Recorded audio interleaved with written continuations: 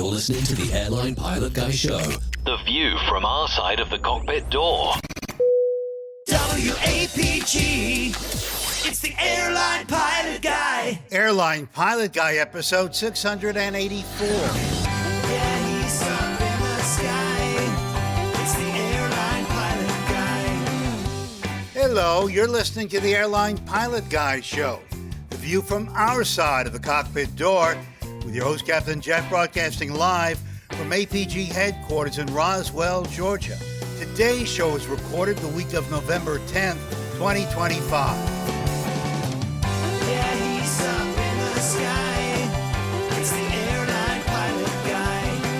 Put your light and he's flying by. With the Airline Pilot Guy.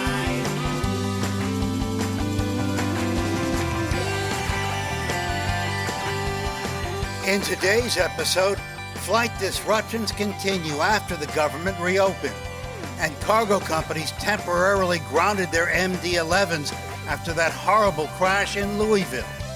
Also ahead, more news and your feedback. So get all settled in. Tray tables and seat backs in the upright and locked positions. Electronic devices powered on. I'm Radio Roger, and Flight 684 is ready for pushback. Thank you, Radio Roger. He's an award-winning TV and radio reporter, currently at the number one all-news station in the nation, 1010 Wins on 92.3 FM in New York City. Welcome to the Airline Pilot Guy Show. It's an aviation podcast covering the latest in aviation news and answering your great feedback. I'm Captain Jeff, former U.S. Air Force pilot and retired Delta Airlines captain. And joining me from the Northwoods of the Atlanta suburbs, his home studio there, race car driver, self-taught chef, and commercial multi-engine instrument-rated pilot with an interest in anything with enough horsepower to kill him. It's AJ Schramm, or also known as Alpha Juliet. Welcome. Hey, Jeff. Hey, Liz. Good to see you guys. Sad that Nick's not joining us at the moment, but in honor of Nick, I did a little research and found the 684 Squadron of the Royal Air Force. Wow. They were based at RAF Dum Dum. Not making that up. D-U-M. They flew, this was in the 40s. They were 43 to 46. They flew the B-25 Mitchell, the de Havilland Mosquito, the Bristol Beaufighter, and the Supermarine Spitfire. Pretty interesting history on this squadron, but I just love that based at RAF Dum Dum. That could be the show title already. Can you believe it? RAF Dum Dum. I love it. Wow, that is like proactive thinking on your part, AJ. Thank you so much for doing that. Well done. Appreciate it. Didn't even think about it until you started doing it. Nick's was going to be much more tragic than that. So yeah, thank you. I did find one that was a little sadder. Yeah. Okay. Well, I'm glad you went with the one you did, because I love the Squadron Dum Dum. Yeah. All right. And also joining us from her studio in Toronto, Ontario, Canada, retired financier and aviation enthusiast, spreadsheet master, and our producer. It's the lovely Liz Piper. Hi, everybody. Great to see you all in the chat room and you two gents on the show. Well, thank you so much. And just to let everybody know, we had planned to have more hosts. Well, actually, we're kind of expecting to see Dr. Steph We're still join planning us. to have more hosts. Yes, we're planning to have more hosts. And we did have another host, Captain Nick, but he was having issues with his audio again. So we need to work that out. So unfortunately, he had to bow out for today's show. We're going to miss him. Yeah. But we'll just, you just gotta keep going. Gotta do what you gotta push do. on, right? Have a good show, you two guys. All right. Thank you, Liz. Bye.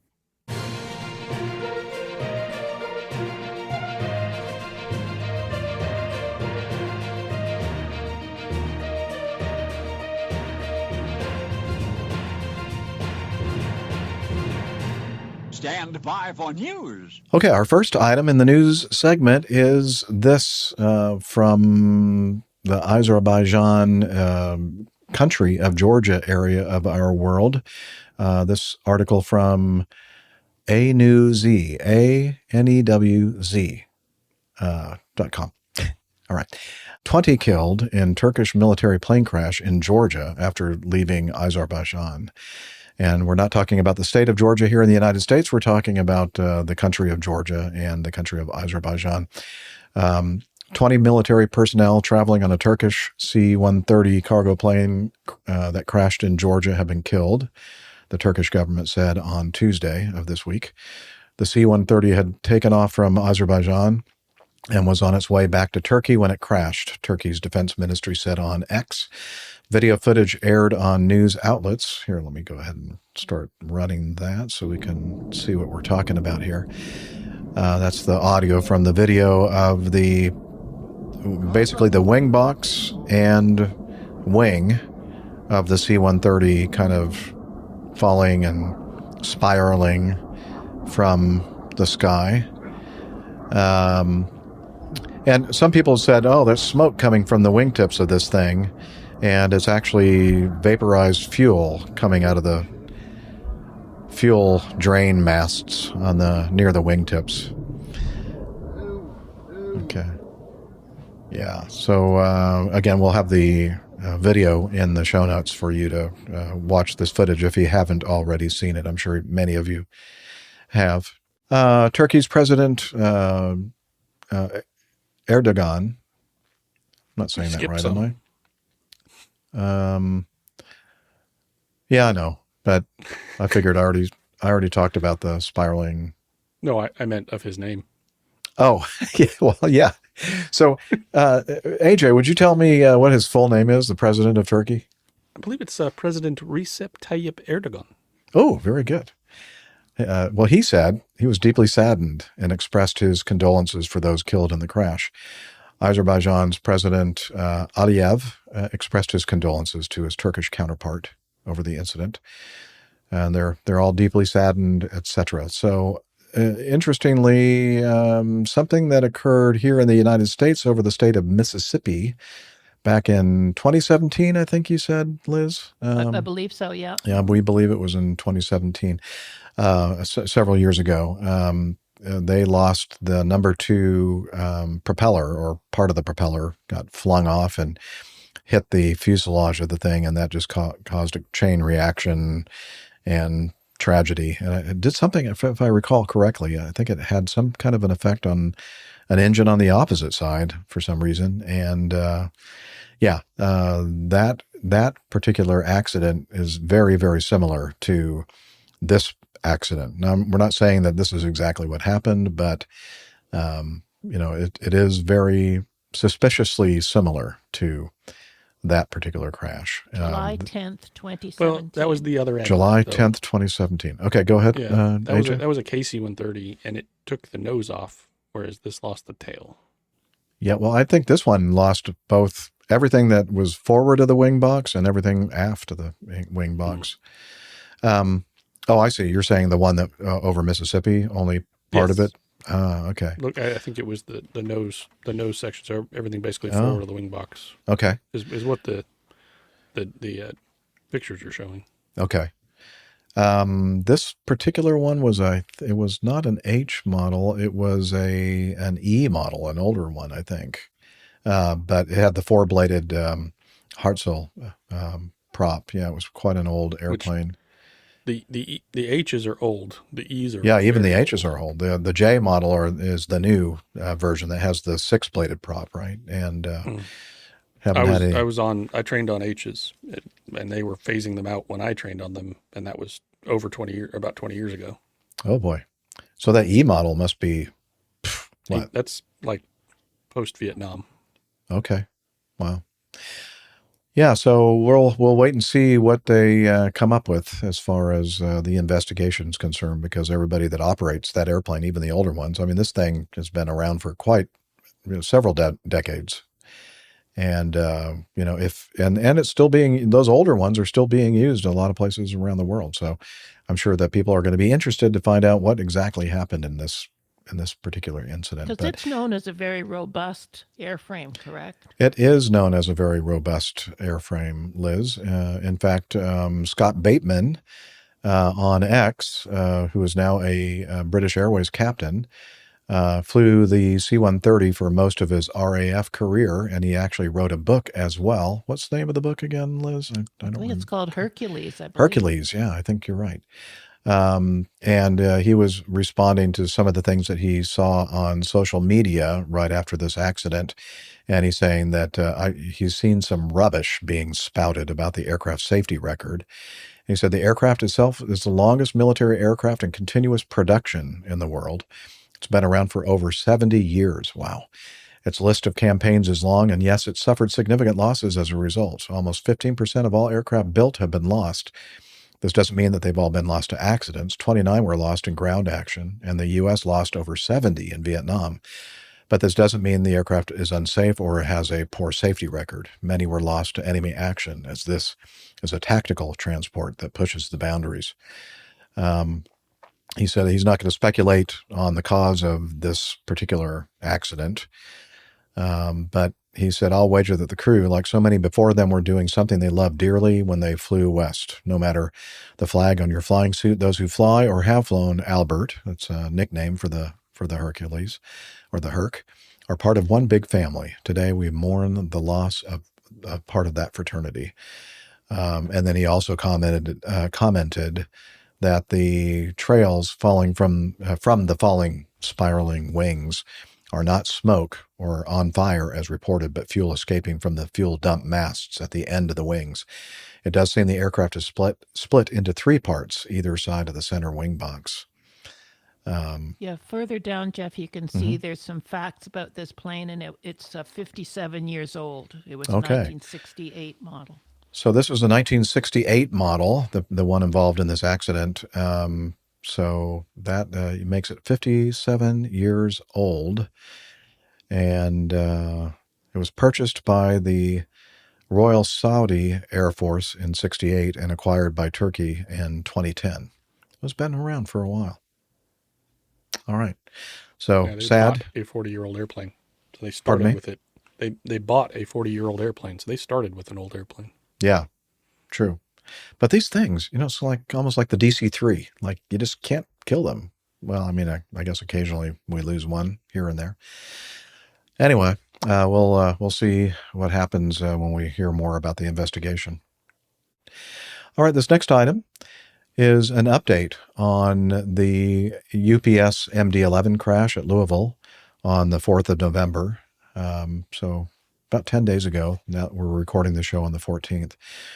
Let me scroll down to the update. On November 7th, Louisville mayor reported they were mourning the loss of 13 people, including the three crew on board the aircraft. They said that the death toll may still rise. 9 people are still unaccounted for. In their third media briefing on November 7th, the NTSB reported that the CVR contained 124 minutes of good quality recordings.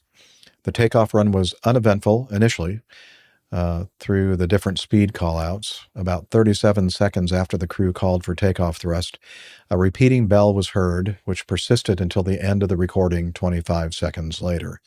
Now, I think most of us who fly transport category airplanes know, or at least we're assuming, that a continuous bell sound is usually the fire bell. So an engine fire will turn, or an APU fire, or some kind of a fire in some kind of a power plant is usually the cause for the bell sound.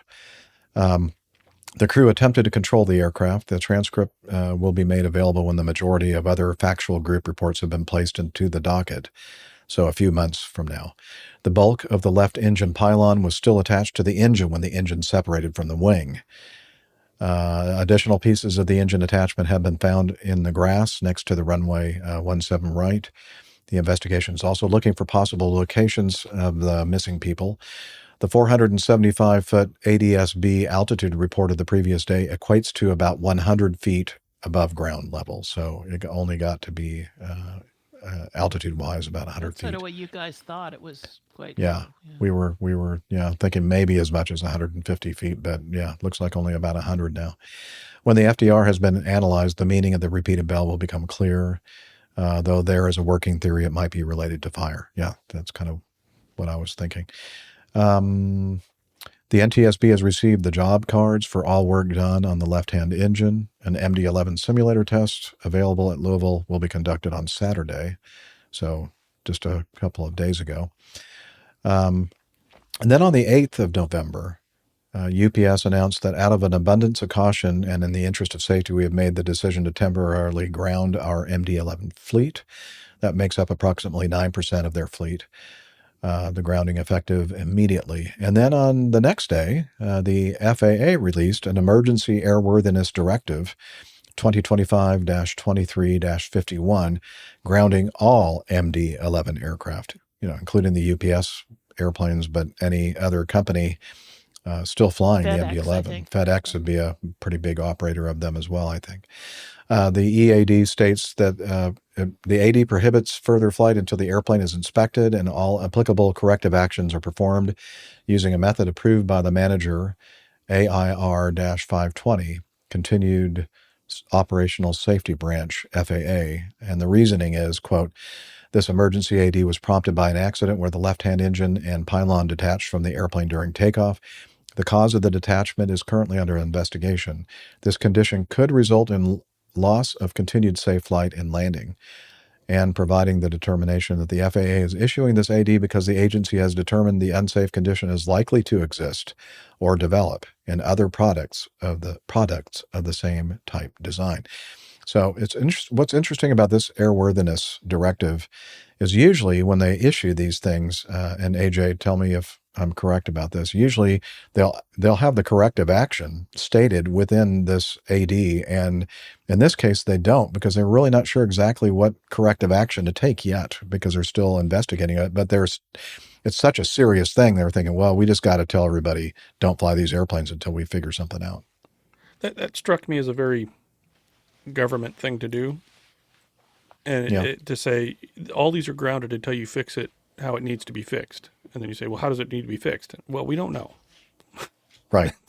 That's the unusual that part of it. That struck me I as a think. little bit odd, yeah. Mm-hmm. But it also sort of it didn't surprise me, I guess I'll put it that way. Right. It is definitely different, though, yes. The corrective action is generally included. Okay. So that's our update as far as we know. Now, maybe something new has transpired since the 9th of November. Okay. Well, they said they were going to do that simulator test on Saturday, yeah. And then Liz has said that it sounds like now the death toll is up to 14, so they found another dead person. And as I said, there's still some missing, so I would imagine that we're probably going to hear about more, sadly. One other little thing, and this isn't really related, but somewhere in here I was reading that they had already been switched to departure, and that seemed awfully early, awfully quick.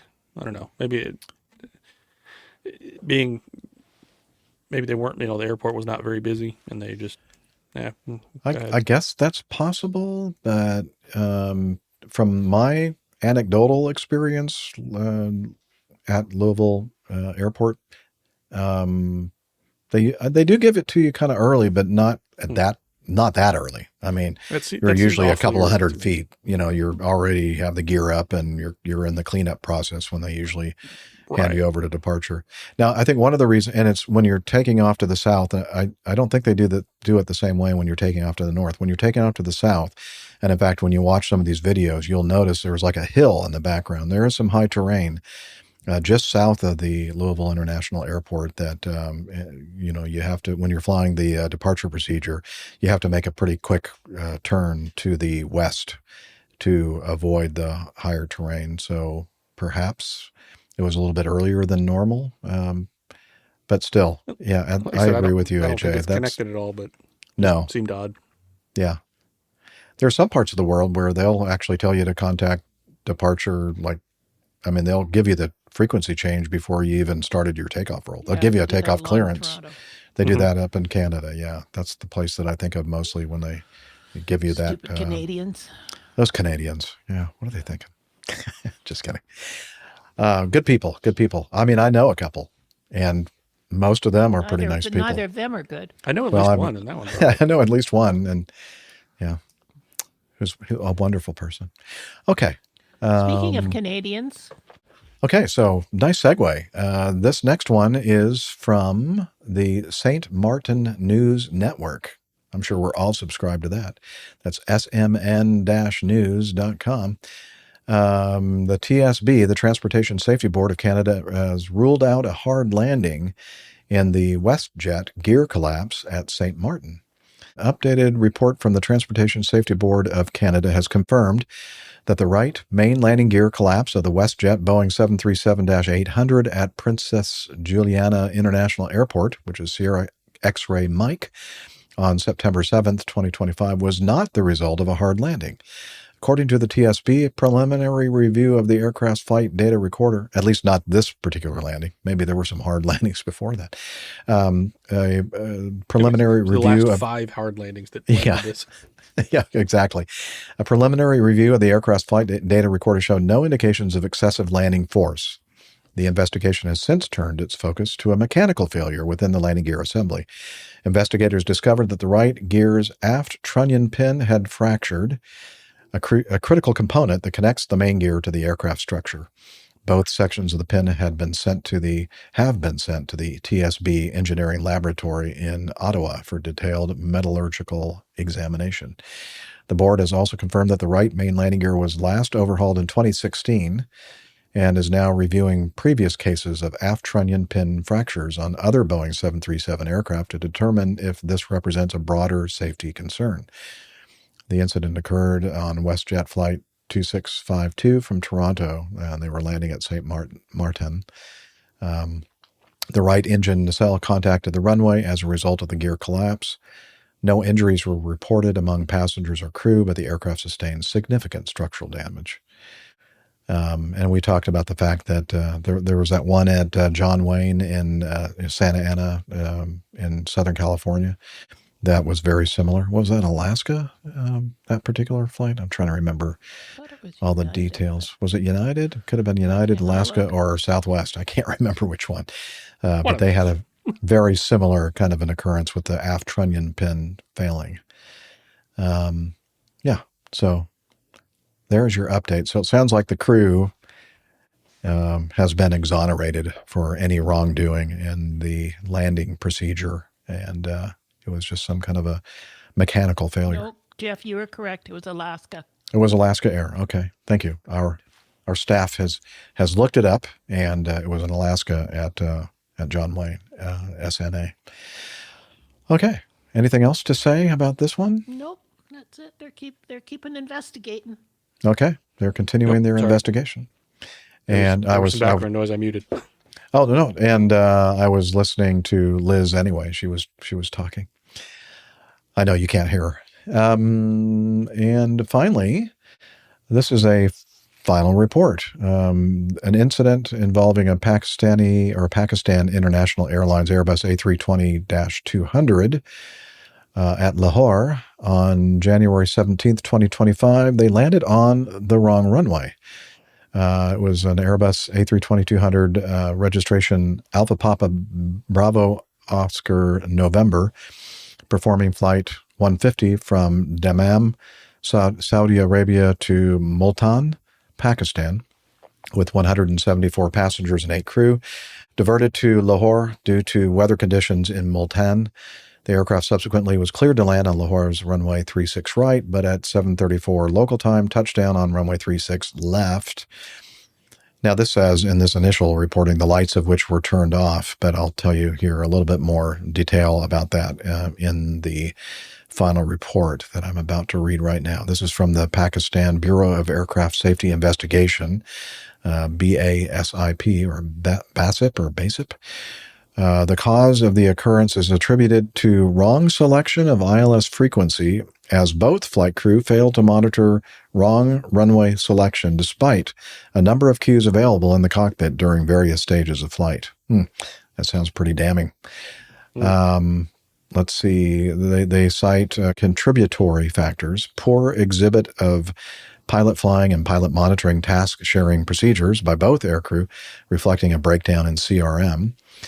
The pilot monitoring failed to register ILS 36R-Z on the FMS arrival page, and incorrectly selected ILS 36 left Z while preparing the diversion flight plan. So they selected the wrong thing in the FMS, the Flight Management System box. Moreover, the pilot flying exhibited lack of attention while cross-checking diversionary route on the flight management system. Additionally, pilot monitoring training folder showed persistent performance issues in simulator sessions, poor understanding of the FMA, and reliance on rote learning. Despite the misalignment, a lot of Funyuns for sure. Despite misalignment, both air traffic controllers were hesitant to give the go-around due to fear of punitive actions from their supervisors, reflecting a toxic safety culture in the air traffic control realm over here in Pakistan. Yeah, so they were originally going from, as we mentioned, let's see, where do they start? Dammam, Saudi Arabia, and their original destination was Multan in Pakistan. And let's see, I think when they were doing their initial their initial flight planning, the visibility was kind of on the low side, but it was still within the limits for them to get to their destination. But they did have a couple of alternates specified, and when they were en route, the visibility at Multan dropped down to RVR 400 meters. Right, 50? Lahore, I'm sorry, 400. Yeah. At Multan, it dropped to 50. I'm sorry. Yeah, you're right. Yeah, I stated that incorrectly. Thank you, AJ. Yeah, Multan dropped to 50 meters. So that's what, 150, 170 feet or something? I mean, it's like, that's low visibility. 165 feet. Yeah, so it's probably well below any ILS or instrument landing system configuration that they could do. So, okay, it went under the limits or below limits, so they had to go to one of their destination alternates. The pilot in command made the decision to go to Lahore, and as AJ just stated, the reported visibility at 0100Z was 300 meters, RVR 400 meters. Both flight crew were medically fit to undertake the subject flight. Let's see, both air crew were qualified on CRM, crew resource management training. Apparently that didn't really take, though. Qualified sounds like a strong word based on the previous information. Yeah, I guess, during the training program, but they didn't actually apply it in this case, I guess. It didn't stick, nope. Let's see. After deciding to divert and low visibility procedures enforced at Lahore, data in FMS was fed by the pilot monitoring instead of pilot flying, which is a clear violation of the procedure by the pilot flying, as it's mandatory to feed in the data in the FMS by the pilot flying and cross-check by the pilot monitoring. So this must be the procedure, the standard operating procedure at Pakistan Airlines. Moreover, both pilots individually carried out FMS cross-checked data, but just still failed to recognize that they had entered 36 left, not 36 right, which is the one that they were supposed to have entered. You got to hold the L's up. Yeah. Okay. Huh? You know how you tell your left from your right? You hold the L's up? Okay. Okay. Very good. Well, try to get a screenshot of AJ holding up his fingers and thumbs. That whole, I'm not going to get into it. That was the reason why I failed my simulator interview simulator for U.S. Air. I tried to... You forgot which hand was your left? No, I tried to do a new thing that I'd never done before as far as entering, which way to enter a holding pattern. Never learned something new, like just a couple of minutes before you enter into a simulator for a check ride for an airline. Lesson learned. Yep. It's a much more involved story, but that's the gist of it. So I'm a little sensitive when you're holding up your, you're like loser, right? It looks like a loser, yeah. I know. Let's see. I think I highlighted something else here that was pretty amazing. Damning. So they're flying the wrong approach, and air traffic control notices that the approach control notices that they're left of track for the ILS runway 36 right. And the I think they told the tower controller also via landline, hey, these guys, or maybe they switched them over to tower, and then they noticed they were left of track. So they called up on the landline, the tower, the local controller, and said, hey, tell them they're left of track. And so that's what the tower controller did. But instead of just, and this is at like 1.7 miles, they're getting pretty close. And instead of saying, yeah, we're showing you left of track, go around, they did not command the go around. And it's because in their interviews, they found out that apparently they were, taught that the pilot makes the decision on when to go around. They just give them information. They were given some bad training advice as far as the fact that they're the ones that if they see something that's not right or unsafe, they have to give the go around command. You need to understand the word control. Exactly. And it should be fairly easy to see on if they have any version of a radar scope. Right. It's generally depicted with the center lines of the runway extending out. So you can easily tell where that airplane's positioned. Yep. Let's see. From establishing on glide slope at 8.6 DME, which is distance measuring equipment. So that 8.6 is from where they are to the touchdowns or the end of the runway, actually, until landing. So 8.6 miles until landing. Both the pilot flying and the pilot monitoring were focusing for alignment and flight path on the primary flight display. Despite ATC's call observed left of track. Of course, what they're looking at, everything's all nice and lined up, right? So they're probably going, I don't know why they're saying we're left of track because I show us dead on. Again, they're using the wrong ILS signal. So let's see, they continued for approach and land. Now it was very low visibility, so the tower didn't visually pick them up until they were pretty close to landing. And so the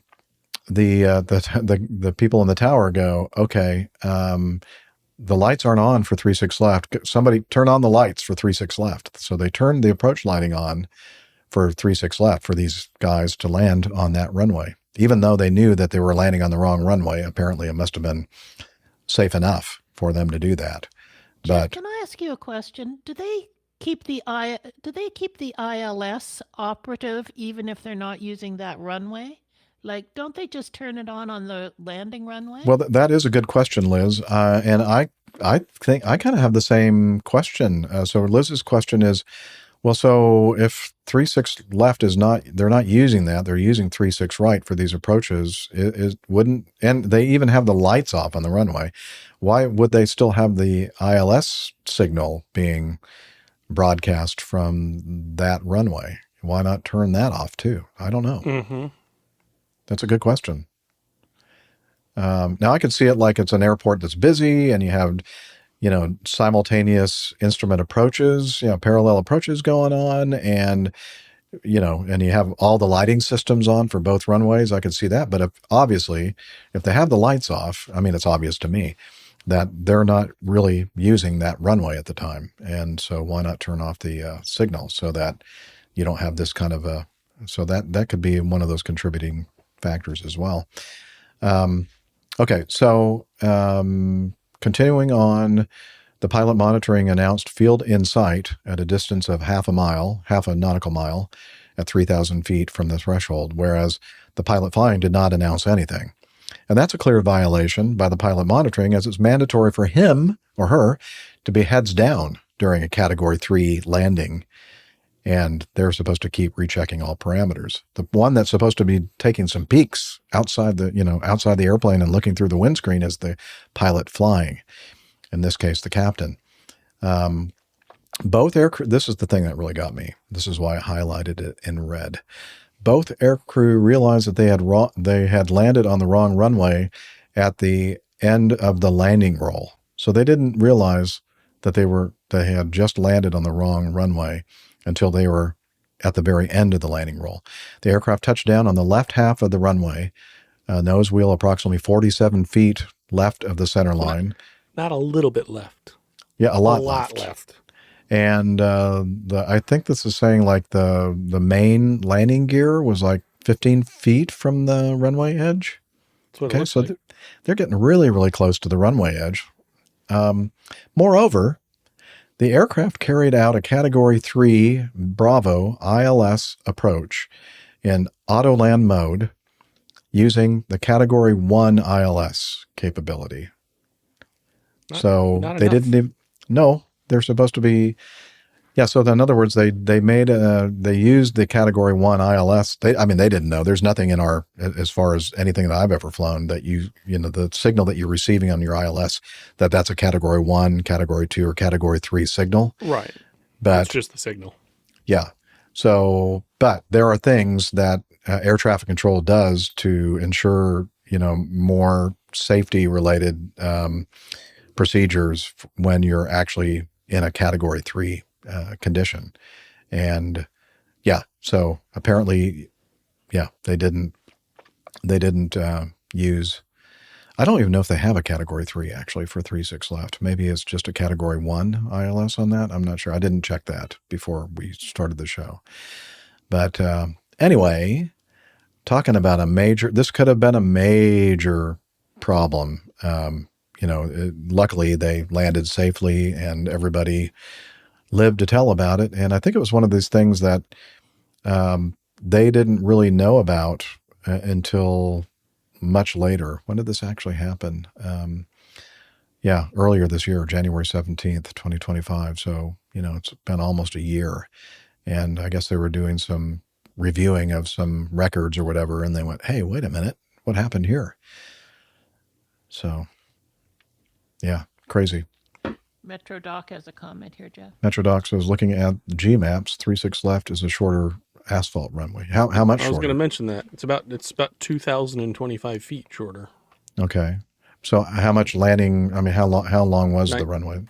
9,000 feet Oh, so it's still versus pretty. 11,000 and change. Ah, 11,024. So they're both kind of long runways. They're fairly long, but Yeah. if you're expecting an extra quarter, almost half a mile, Yeah. be a little bit of a surprise. Yeah, and the low visibility procedures conditions, you're not going to be able to see the whole runway, Mm-hmm. And if it had been a much shorter runway, then this could definitely have been a major crash. Yeah, so I'm thinking that the aircrew probably, at the very least, received some remedial training. Yeah, I hope so. I hope so too. All right. Well, that was an interesting one. All right, let's get to know us. That time of the show where we get to know what's going on with, in this case, AJ and I, since the last episode. And I was hoping by now, maybe we'll see Dr. Steph pretty soon and we'll get caught up with her as well. AJ, would you like to start us off? Sure. Okay. Relatively normal week at work. We had Veterans Day off, which was quite nice, and ended up actually working out to get some flying in. Had to take the 206 over to an airport about 15-minute flight away, less than 15-minute flight, to get some paint work done, and worked out that it was the same day we were going to pick up our 182 from its annual inspection. So I flew an airplane about, I don't know, maybe 25 miles, then took an Uber about 40 miles to another airport and flew the other airplane back. So it was a planes and automobiles day. No trains were involved, thankfully. But ended up being a little bit of a long day just with everything involved. But got to fly our 182 with all the new fancy avionics in it, full glass panel. So that was really, really nice. Nice. So yeah, it was a good day. Other than that, it's just been kind of normal work stuff. All the students at work are very happy that they're going to start getting paid now. So there was a good energy in the air. That was nice.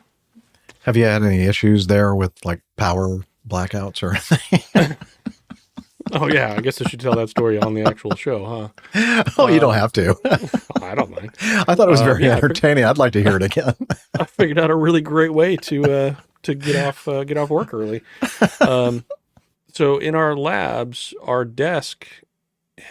each desk contains a computer that controls the two stations. I was at the local control station, which controls the airplanes in the air and the tower frequency and stuff like that. The other station is the ground control station. It's kind of secondary.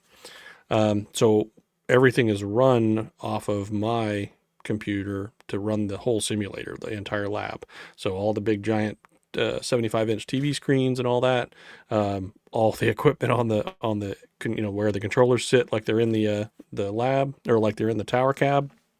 And somebody, not sure who, made the decision that it was a good place to put the power strip that controls this whole mountain of computers and stuff on the bottom of my desk, mounted inverted, so the power switch is facing directly down. And I was sitting comfortably, and I had my right foot on my left knee, and kind of leaned back a little bit and just brushed what I thought was the bottom of the desk, and then I heard this, and everything went black. And what happened? There are 8 people in this room with me running the simulation. Everybody's like, "What happened?" I'm like, "Well, my computer just shut down." And we were about 75% of the way through the very last simulation of the day. So the instructor that was leading that simulation, he just looked at everybody and goes, "Have a good weekend." Nice.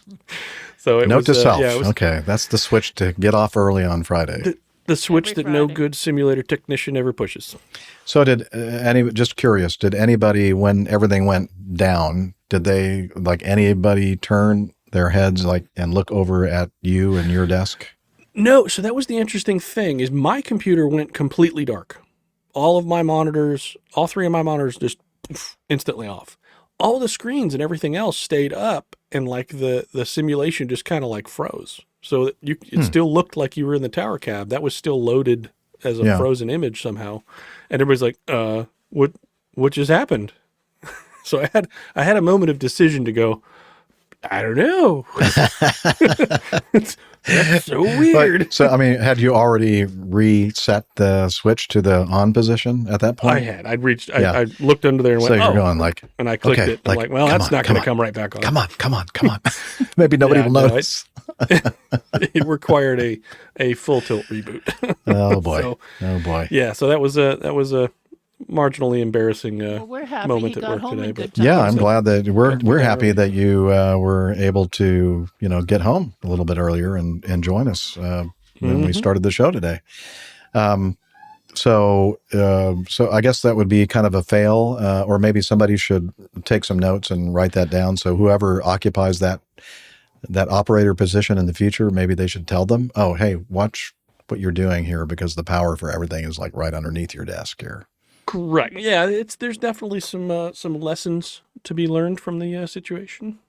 Maybe some ongoing training for the rest of our RPOs to avoid a repeat of that situation.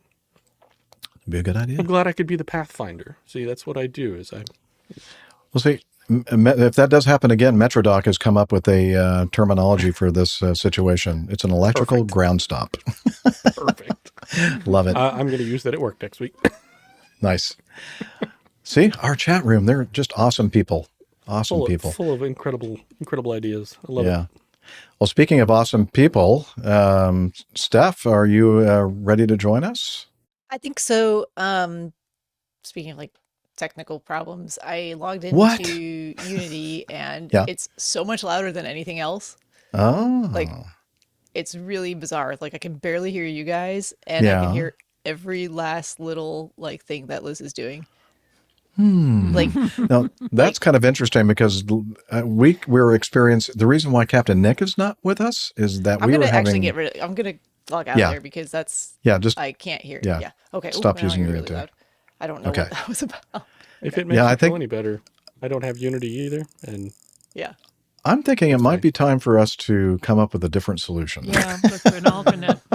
Sounds like this is to keep coming up as this is the common denominator I'm finding. I think, because Nick was also having some audio issues, and as Liz is saying, it's causing a lot of disunity.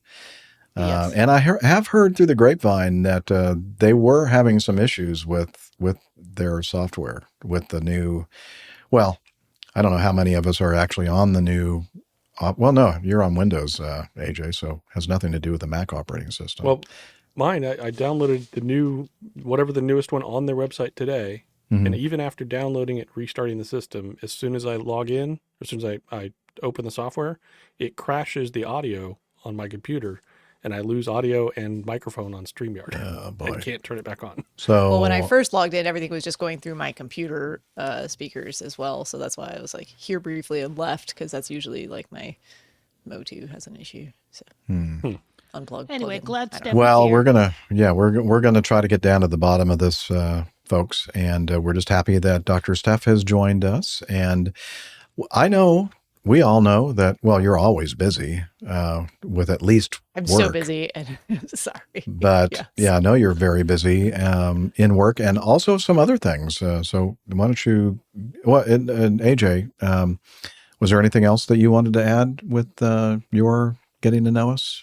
No, I think that was Okay. that was the highlights. All right. Yeah. Okay. Well, then let's move to Dr. Steph, because I'm curious as to what has been going on. I feel Shouldn't like have said you were it's ready. Mostly, I know, right? I didn't know where we were in the show, so that's fine. We're on I was getting to like know trying to get us. Perfect. Good time. Yeah. I love it.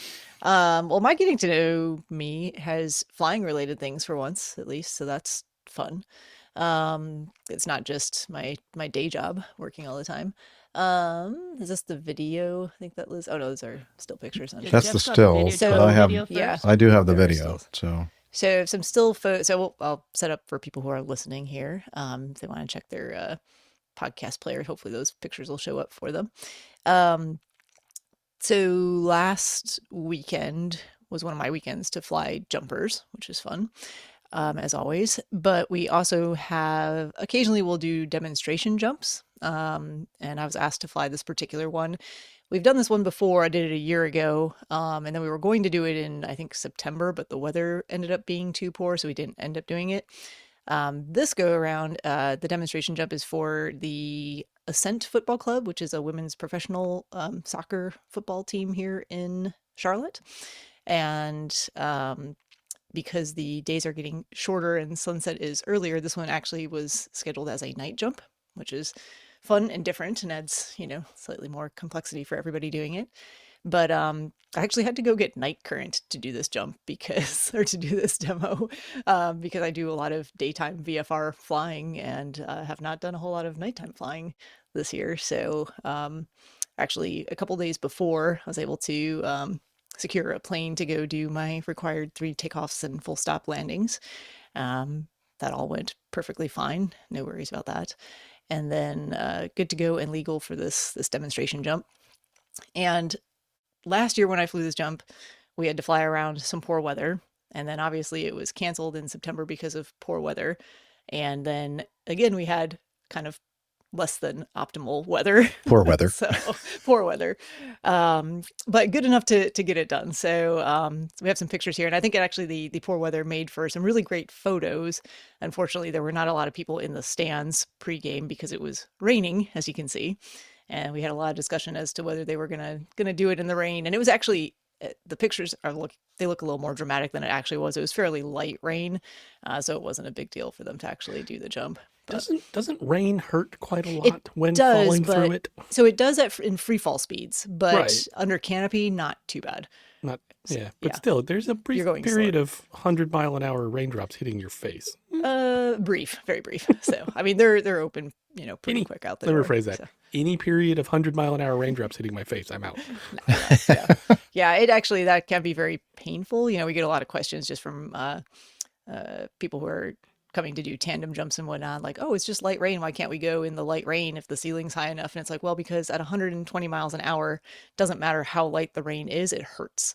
And I've seen people come down, where they end up inadvertently in some rain and you can get kind of welts all over your skin and red spot. Yeah, it's not great. I've gotten caught on the motorcycle in in it's a the few same rainstorms. idea. Doesn't feel great. It hurts. Yeah. So, but I thought the pictures turned out amazing. Like, it looked really good. So I'm glad we got to get the job done. That picture right there, the one that Liz has picture's up the now, I winner. think that's awesome. Yeah. I love the Kudos to, vortice coming through the. I think it was Amy on our ground crew who got these photos. So Nice. yeah, Nice and then of I pulled, I don't know if we have the video, but the game was actually televised on Peacock, and I did not get permission from Peacock to get this video. I just we'll just disregard that thing in the upper right hand corner. I took a screenshot with my phone of the. We're not sure where we got this footage. Unsure, look at that! actually. Ooh, nice. Yeah. So this is actually at the American Legion Stadium in Charlotte, which is right by the Central Piedmont Community College. Oh, another vortex there. That's Peanut with the American flag, and he said he couldn't see anything when he came through that smoke. So Oh gosh. he did a great job being right on the target and nice safe landing. So Yeah. Yeah, and you're right. It doesn't look in the video. It doesn't look so bad as the it stills wasn't as far so as bad. the rain. The pictures, the stills were a little bit more dramatic.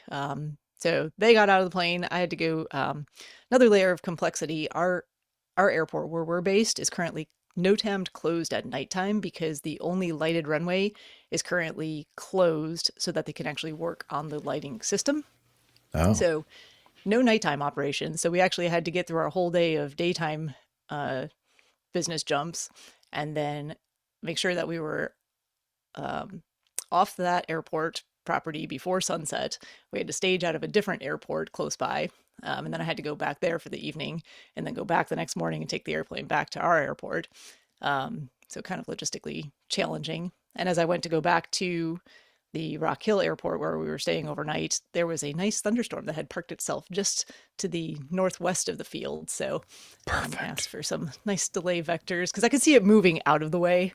But I was like, I could just give that some space for a little while. And jump planes have a really strong reputation of having great IFR capability. So this airplane actually does. Not. But no, this one actually does. But Really? to be very honest though, I had plenty of gas, and it was a pretty which plane spicy were you little the Caravan.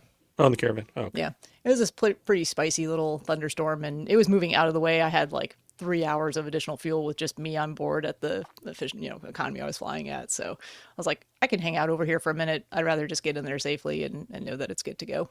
So Charlotte air traffic control the TRACON was very nice at working with me on that. nice. So I appreciate their help because that was all, not to get into political stuff, but that was still during the shutdown and they were phenomenal. So really appreciate all their hard work. Yeah, very good. I'm glad that's all over. Yes. What did you do last night?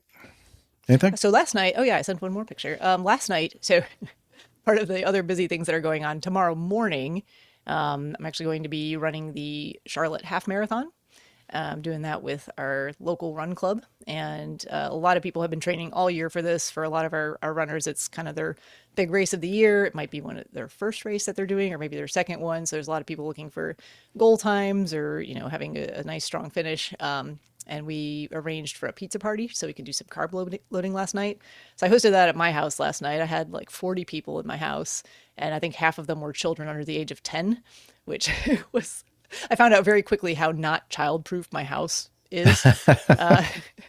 Because everything's getting like knocked off of walls and like kids running around and Any injuries? At some point, no injuries, thankfully. Okay, that's good. They were in the gym and like lifting weights and stuff. I was like, I don't think you guys should use that. I don't know. I was like, someone's gonna drop something on their foot or like whack another kid in the head. At one point, my watch was like loud environment, 90 decibels. Like there were just kids screaming and yelling, running all around. But it turned out really good. So this is our crew that's running tomorrow morning. I'm really excited for everyone. I'm gonna do it's gonna be a relatively easy run for me, but there's a couple of the ladies looking to run about 2 hours or hopefully just under 2 hours. So I said, stick with me. I'll run that pace. If it's looking good, I'll make sure you get that time. So excited Nice. to do that and give back and have kind of a social fun run. So did you say it was I have two questions. It was a carb loading party? Carb loading party. And Yeah, it so was pizza. How many pizzas? I ordered 17 pizzas. Wow. We have like 3.5 left. So I wanted to err on the side of too much and not enough, obviously, but it's pretty close. I almost went with just 15, but. Did you have cold pizza for breakfast? I have not. I have a lot of leftovers at my house for a variety of reasons. So the pizza is the newest leftover, so we'll get to that in time.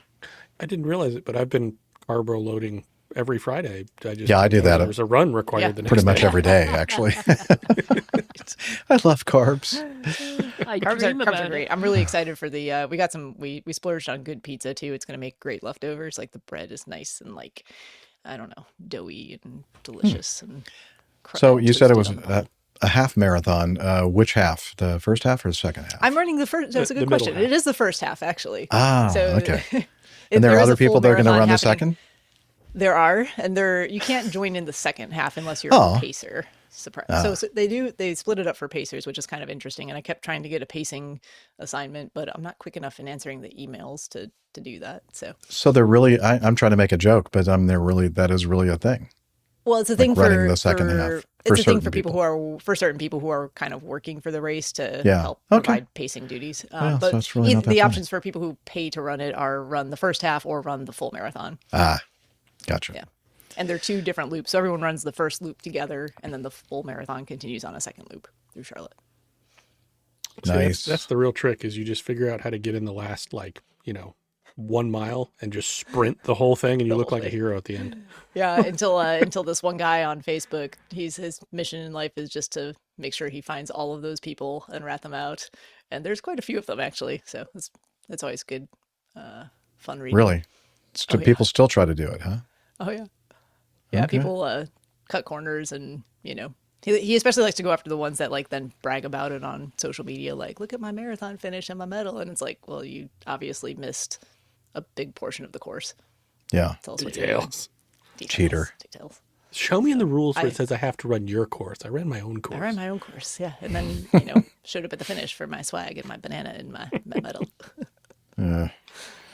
But no, it looks like it's gonna be a beautiful day. The weather's gonna be really nice. Talking like a high of 70 again tomorrow. So. Ooh, nice.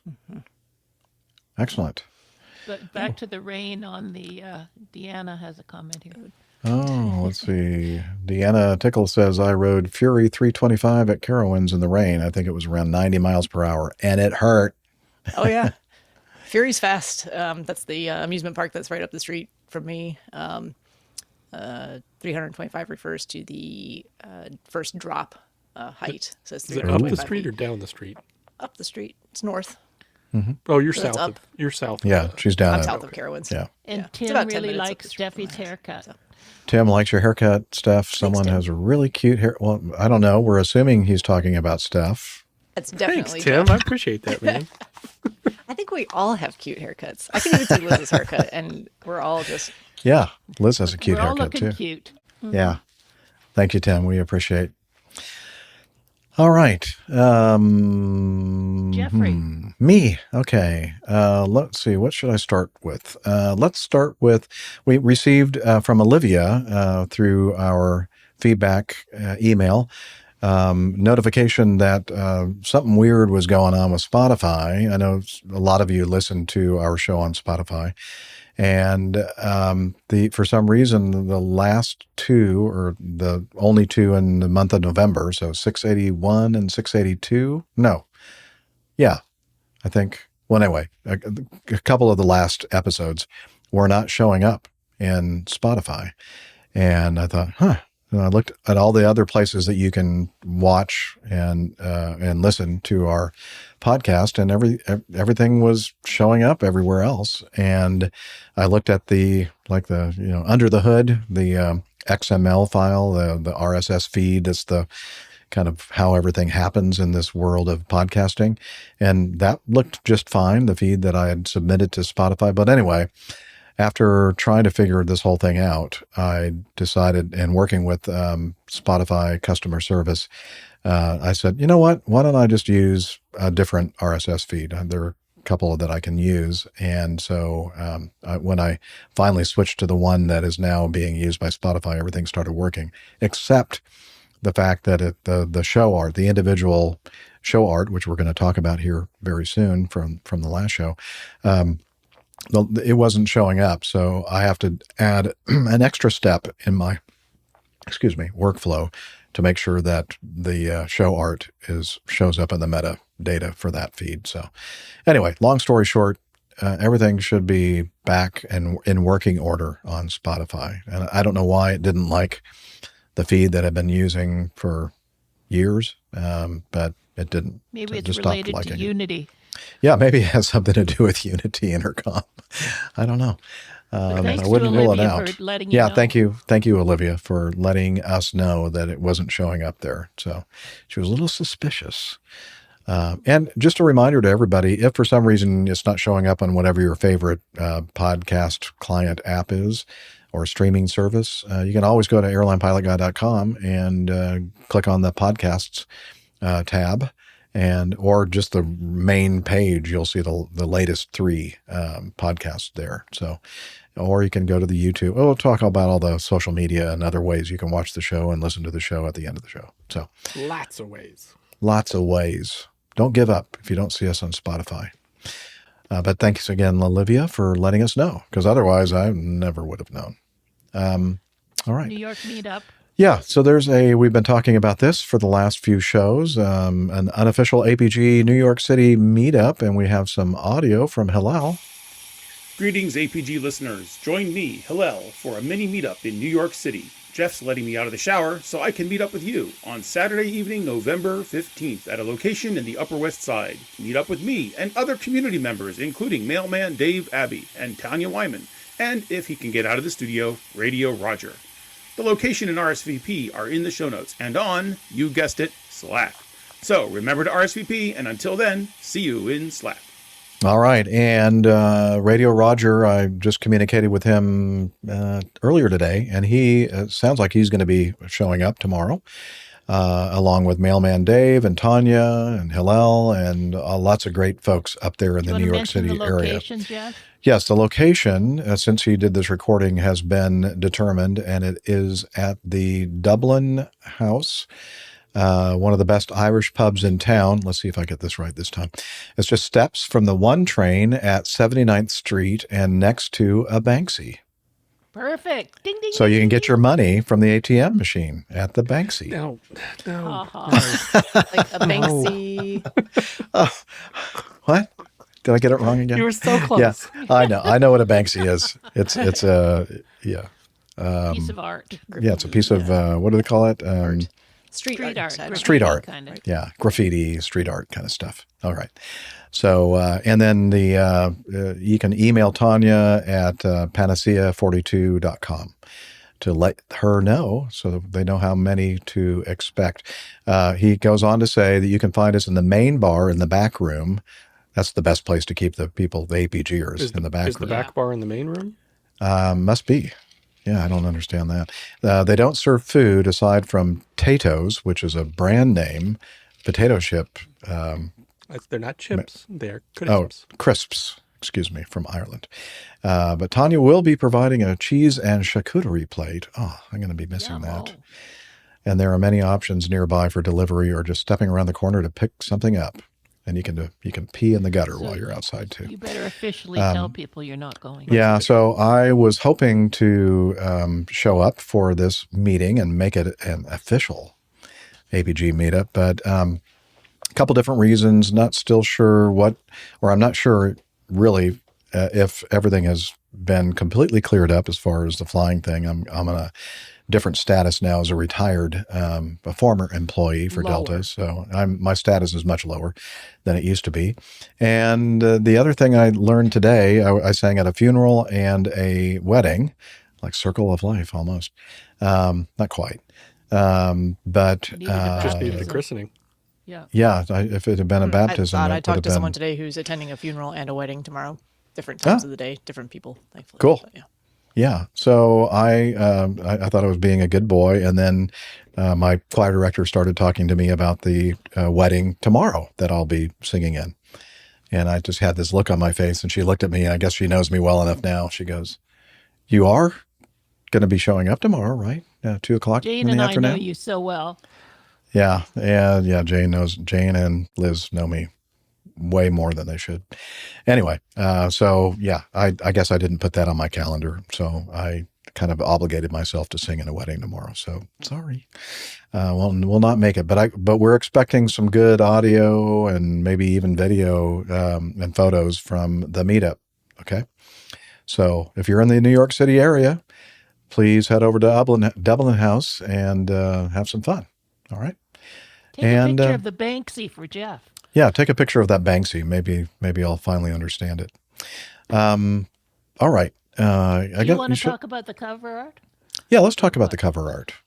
Nick is the one that usually does this because he is our artiste or cover artiste, but I'll go ahead and take a stab at it. The last show's title was The Nuclear Option. I know we had a lot of other suggestions. I didn't write down any of them. Captain Nick usually tells us many of those suggested titles, but we had several good ones.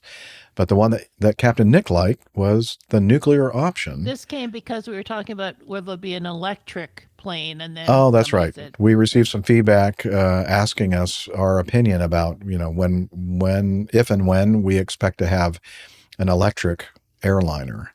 And then we were talking about different maybe hybrid options as far as electrically powering an airplane. Hydrogen fuel cells, etc. And then somebody suggested, I forgot whom. I think it was me. I think AJ said, nuclear reactor to power an electric engine.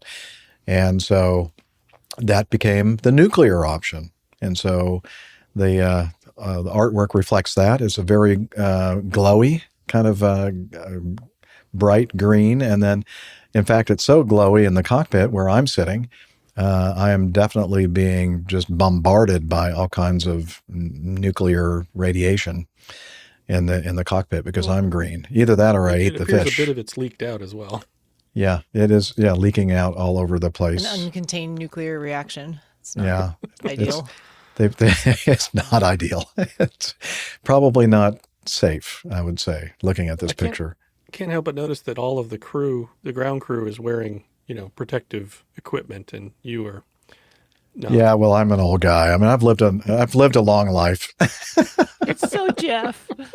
He wants to protect his hair. What's the problem? Yeah, I didn't want to mess up my hair. That's why. Yeah, thank you, Liz. So now is when we look for things that Captain Nick put in. I don't know where the stuff is. I forgot to ask. Does anybody know where we're supposed to find?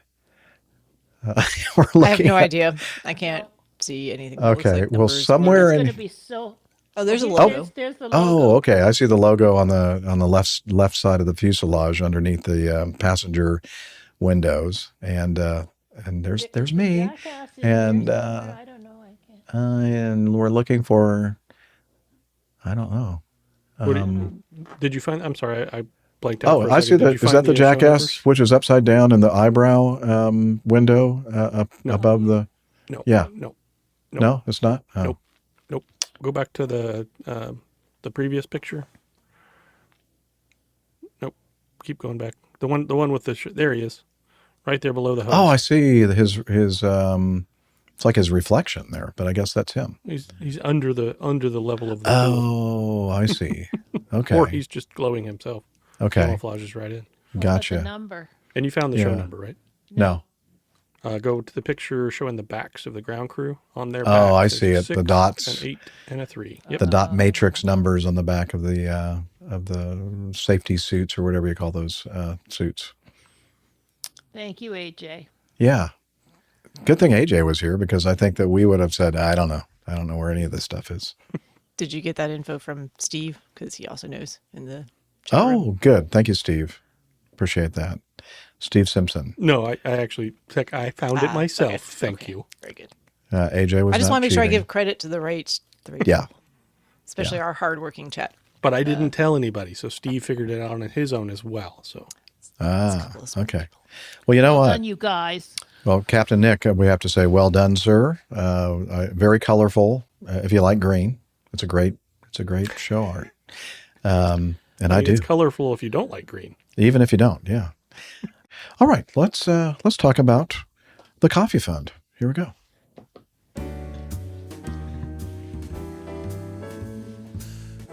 Johnny, how much more coffee? No thanks. I love coffee. I love tea. I love the APG community. Coffee and tea and the Java and me. A cup, a cup, a cup, a cup, a cup. Oh, yeah. Well, lots of latency today. All right. The Coffee Fund. It's your way, dear listener and watcher, viewer, to support the APG show financially if you have the resources to do so. As we always say, if you've got the money, if you need to spend it on food and shelter and clothing and flying lessons, all the important things in life, then do that. Don't send us anything. But if you have some extra dollars here and there you want to send us, or pounds or whatever, please head over to airlinepilotguy.com/coffee, and it'll tell you the two different ways that we have, two mechanisms that you can use to send us a contribution if you desire. One is the Coffee Fund Classic method, and we received an amazingly generous contribution from David Stein, and he gave us a little note to go along with it. Great show. Love the whole team. So he's spreading love to all of us. Thank you, David, for that very nice, generous contribution to our Coffee Fund Classic method. And the other way you can become a supporter of the show via the Coffee Fund is to become a patron, patreon.com. So information about that can be found at our website, airlinepilotguy.com/coffee. You'll be glad you did. We will too.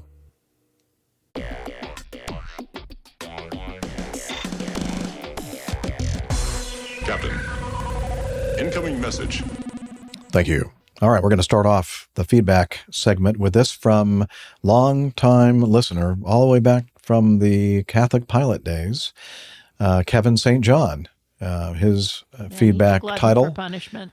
Close Call at Logan Airport highlights air traffic controller stress and SA, situational awareness. Hello, APG crew and community. After a long drought, I seem to be on a roll with submissions. Yeah, I know. It seems like every show now we have something from Kevin, so thank you. We appreciate that. Will I have to pay the producer fees? I don't know. That's something you're going to have to take up with the producer. She says yes. Okay.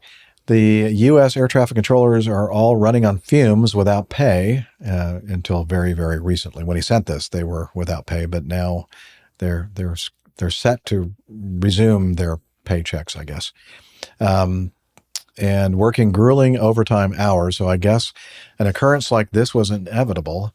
Boston's Logan Airport has just added to its share of runway incursions and near misses. Somehow, a Delta Paris to JFK bound flight diverting to Logan in Boston ended up being cleared for a landing on a runway that intersected a runway where a small commuter plane was simultaneously cleared for takeoff. That was not a great combination, which the controllers did a good job handling, but it never should have occurred. The Delta flight was instructed to go around, and the Cape Air flight was instructed to stay low. I was surprised the automated background monitoring systems didn't pick this up before it occurred. Does the crew have any ideas why the monitoring systems didn't signal the impending conflict earlier? Didn't reach the magic number of the Funyuns lining up this time, but this could have been really bad.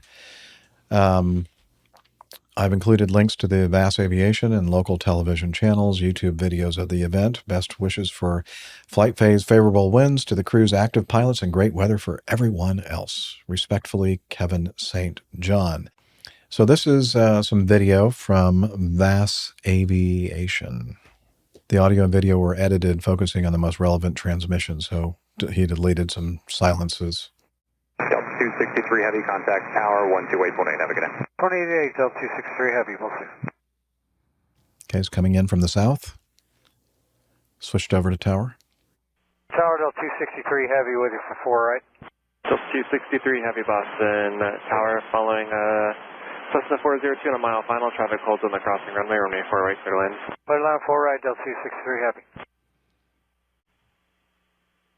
239, turn left at Hotel Foxtrot, hold short runway 4 left. Air 548, turn left heading 060, runway 15 right, clear for takeoff. Left 060, 15 accessing escape 548. Delta 303, contact departure. Departure 03, good day. Okay, just to quickly pause so that Cape Air, they just say CARE for their call sign, flight was cleared for takeoff on 15 right. Or in 15 left, 15 right, I think, and which is a crossing runway, I think it's like the longest runway they have there at Logan. But this commuter twin engine airplane was cleared for takeoff on that, while the Delta Heavy was coming in, Delta Flight 263, And so they've started their takeoff roll, and the Delta's coming in on the approach. American 1410 with you outside of Milton. They're quite a ways behind the Delta jet on 4 right. The American, anyway. Says silence not deleted. American 1410 with you at Milton. Hello? Anybody home? Delta 263, have you go around and turn 10 degrees left. For Delta 263. Care, go low. Going low, 48. What the heck? That's the care flight, the Cape Air. What the heck? Very bad. Heading for Delta 263 Heavy.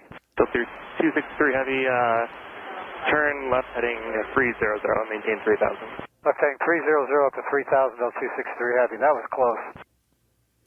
Yeah, man. Not cool. Are we going 060, Care 548? Care 548, affirmative, turn left heading 060. Okay, all good. Thanks. Well, not all good. Not really. Care 239 over the ground. Care 239, ground point in. Ground point in. Okay, there's more to the recording here, the video, and they talk about, getting a telephone number for the crew to talk to the tower controllers. But yeah, I don't, Kevin asked, I think, a good question. He said, why did the monitoring systems not pick this up earlier? It sounds like maybe they were getting some kind of a warning that we didn't have on our audio from the video. Because, when American Airlines behind the Delta Heavy checked in, there was a lot of silence going on there. So maybe there was a little bit of distraction in the tower cab, like what's going on here? How are we going to resolve this? So maybe they did receive maybe that monitoring warning system did go off. What monitoring system is he referring to? I think in the tower, don't they have special, sensors that can see the airplanes that are on the runways and rolling for takeoff? And no, I don't know. Not in this type of scenario. So that's a totally normal operation. They just missed the timing by a little bit. To make that a legal operation, that Cape Air had to be through the intersection of the runways before the Delta flight crossed the threshold. Okay. I don't, if you watched the beginning when they were coming off fast, you noticed that they were kind of splitting, one coming off, one going in, one coming off, one going in. That's how they're setting up the gaps to get those departures out. So that's a normal operation. Either the Cape Air delayed on the runway or the controller got the timing just a little bit wrong. And we're talking 15 seconds can be the difference between what happened there and everything being totally fine and normal. Now we're relying upon, the audio from liveatc.net, and we're relying on the depiction, the recreation of the graphic that VAS Aviation provides. But based on that, it looked like the Cape Air airplane did kind of take their time before they finally started their roll. So maybe the tower controller wasn't expecting that. Now, to be fair, and we've had this discussion on the show before, there is no requirement, like there's no specific time limit from the time that a flight receives a clearance for takeoff, unless they use the words like expedite takeoff. So if they use that kind of terminology, then they're expecting you delay, to, or no delay or something. Terminology is immediate takeoff. Immediate takeoff. Right. Yeah. But thank you. If they don't say that and they just say clear for takeoff, then they could, it wouldn't make a lot of sense. It wouldn't be safe. They could wait a minute or two before they start their roll. And then that's one of those situations, places like Boston Logan or at Charlotte or at Atlanta, it's kind of understood that every time you're given a takeoff clearance, just go now. You're going. You're going. Exactly. So that's important for the air crews to understand. And if for some reason you weren't quite ready, then it's always a good idea to say, hey, we need 30 seconds or we need a minute or we're not ready or something, just to let them know we're not going to be starting that takeoff roll probably when you think we're going to be. And that could impact some of your other operations going on here at this very busy airport. Cancel the clearance. The only other thing I saw based on, and again, this could have been deleted maybe or what, but there should have been a traffic call issued to both airplanes. If the Delta 263 was cleared to land, when the Cape Air was cleared for takeoff, he should have been issued a traffic call, and vice versa. Right. And when the Delta was cleared to land, they should have been a traffic call that said traffic will be departing. Traffic is departing 15 right. Yeah. I think initially when he checked in, didn't he say something? There would be traffic departing 15 right. Did he? I may have missed it. Yeah. But it wouldn't have hurt to say it again, as he was progressing closer and closer in. And the other factor here is that it's a very low ceiling. So, they didn't, the Delta Heavy flight couldn't see any of this. They're just relying completely on the tower controller and also what they were hearing on the tower frequency as far as somebody got cleared for takeoff. If it's low ceiling, the Cape Air may not have seen the Delta flight. Probably didn't. Too. Yeah. Yeah. Well, but the other thing is too, they could have been completely aware of each other. And again, that timing, Yep. We're talking again, 15, 20 seconds. It's not like they sat there for forever. It's a very small amount of time could have made that a totally fine operation. No one would have even known about it in that tiny little bit of time. So they could have seen them and said, oh yeah, they're there. And just, it's really hard to judge relative distance at an angle like that and all those things. So especially when the visibility is low, things are, it's the perception of distance is affected. And seeing a giant Delta airplane is a lot easier than seeing a tiny little Cessna twin. Yep. Yeah. For sure. Well, the right thing was, the wrong thing, the timing wasn't great. Timing's everything.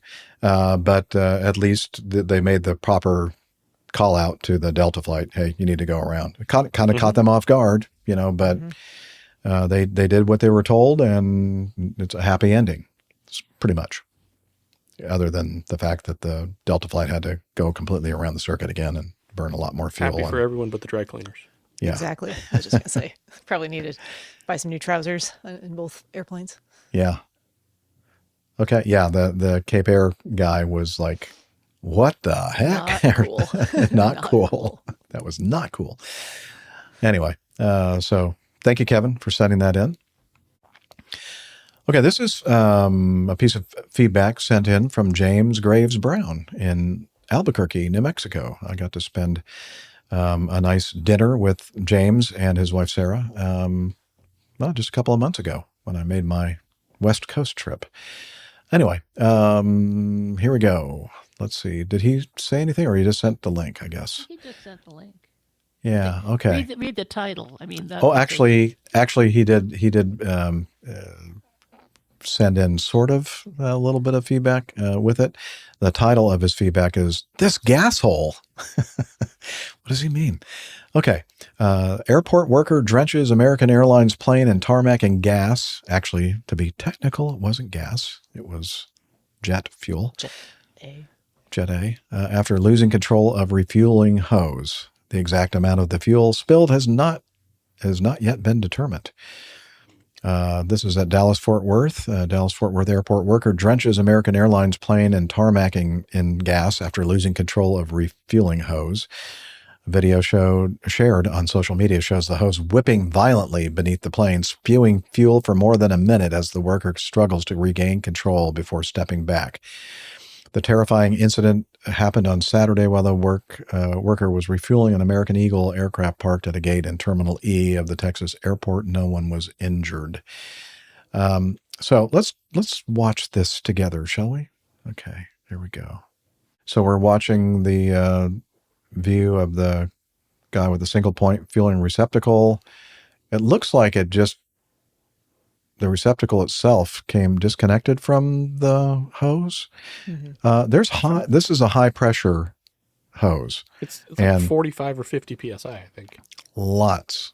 And that thing it's pretty big around big too. Hose. Mm-hmm. It's like a 3.5 inch not like diameter. An emergency shutoff? So this guy seems to me kind of being like pretty cavalier about. Yeah. Kind of casual. There should be an emergency stop on the back of that truck, right where he was just standing. That's what I was wondering. Yeah, and apparently he didn't see it. I think it's sort of maybe he was looking for it. I don't know, but then he just walked away. I think he's just trying to get out of there. It seemed rather calmly walked away too. Nothing to see here. Nothing at all. It's totally fine and normal. And just to be clear, you understand what we're looking at here. This hose is going around like very cartoonish, like all over the place, like wildly, Oh, that lever. There you go. Yeah. So I guess maybe he went inside and said, "Hey, anybody know where the fuel cut off thing is? How you shut this thing Just off? asking a question. There's no problem. Yeah, it's over there on the thing you were standing just a couple of minutes ago. You might want to walk back out there. Maybe run. Big red lever. Says emergency shut off. And I think that the people that are doing the refueling are trained to do this. I and hope so. I sure hope so. know I how worked to- as a lineman when I was in my early teenage years, and single point refueling is no joke. No. There's some training required. Yes. Lots of training. And I used to. as you can see, it can be done wrong. Yeah. Now, to be fair, it looks like the single point receptacle was still affixed to the port. Like on the hose broke, you think? Yeah, I think the hose, separated from the actual receptacle. Not the receptacle, but the actual, whatever you call that. Nozzle. The nozzle. The nozzle. Thank you, Liz. Yeah. Yeah. But still, the thing that I think really gets everybody's attention here is the fact that this didn't seem to get that worker's attention. It lasted a long time. Importantly. I didn't get a lot of sense of urgency. No. Of his, and I'm thinking movements. So this there's some is discussion fuel happening. that's flammable. Yeah, that says he possibly got fuel in his eyes and went to an eye wash station before shutting off the valve. Oh, well, okay. of course, True. that's important. Yeah. The scuttlebutt was the operator got fuel in his eyes and used a nearby eye wash station. Okay, now we got the sense. That's actually not. That's valid. Yeah. You don't want jet fuel on your. Okay. Yeah. We retract those comments. And if you can't see well enough, like because of it, high pressure into your eye to get the. So. To see what you're. I don't know. I'm not sure. He still seemed to move. Not. So we're thinking that maybe we shouldn't have been so harsh. On maybe his we're actions. giving. Yeah. But Maybe. if that's the case, wouldn't that also create some sort of sense of urgency? Yeah, but only if you can see where you're going. Yeah, you don't want to be running too fast. across the ramp. Yeah. Into an engine of a plane. Yeah, that's true. All right, we're gonna give him a. All right, we're gonna give him. There was more going on here than is in this article, and other folks seem to know. Yeah, well, you know what? I'm not going to give him a hard pass. I'm going to give him a soft pass. A soft on pass. this one. Yeah, just pretty hard nosed about this. Yeah. Okay. Okay, speaking of pressure, look at the next one. Under pressure. Oh, speaking of pressure, another great segue. This from Peter Kent. Under pressure. Hello, crew. I had a short flight this week, London to Edinburgh, about an hour's flight time. Just as we started to descend, my ear wanted to pop, but didn't. Cue pain through my ear and neck so bad I nearly passed out, and a long train ride home a few days later. Apparently, it was due to my ear not having long enough to adjust to pressure changes, despite having flown similar durations on a few occasions before. Maybe it's just a sign I should only fly long haul. Anywho, made me wonder how fast jet pilots overcome this, with all their whizzing between altitudes in seconds multiple times per flight. Are they just made of stronger stuff than me? Have they developed loose eardrums flapping away? Or have aircraft with different pressurization systems? Maybe that's a factor. And again, this is from Sir Peter of Kent. I'll answer for Captain Nick. They are made of stronger stuff. Okay, so Liz thinks that Captain Nick would say, yes, they are made of stronger stuff. Now, I have a different answer, and I think Dr. Steph probably does too. Yes, but go ahead, and I will add my 2 cents on this after you go. Well, no, I'd like to hear from you first. Well, so, the reason why I think Sir Peter of Kent has been able to do these flights before and not have issues is that perhaps there was something subclinical going on with his eustachian tubes this particular go-around. If you get a little bit of inflammation there, or you have a minor sinus thing going on, even if you don't really appreciate that you're maybe not 100%, it can really cause this to happen. So I know it's happened to me, feel fine. All of a sudden can't clear my ear, and it's just because you have a little bit of this eustachian tube dysfunction. So it's, as much as you're only looking forward to long haul flights from here on out, it's actually quite likely that you'll probably be able to do some of the short haul stuff again. Now, if you do have some eustachian tube dysfunction happening, those shorter flights are going to be potentially more problematic than longer haul ones, but it can still happen on the long haul ones too. And it usually happens when you're in the descent, not the most of the time the first symptoms you'll climb. get will be in the descent. So think about it. The long haul flight, everything's going to be fine that first part of the flight and through the whole cruise segment of the flight.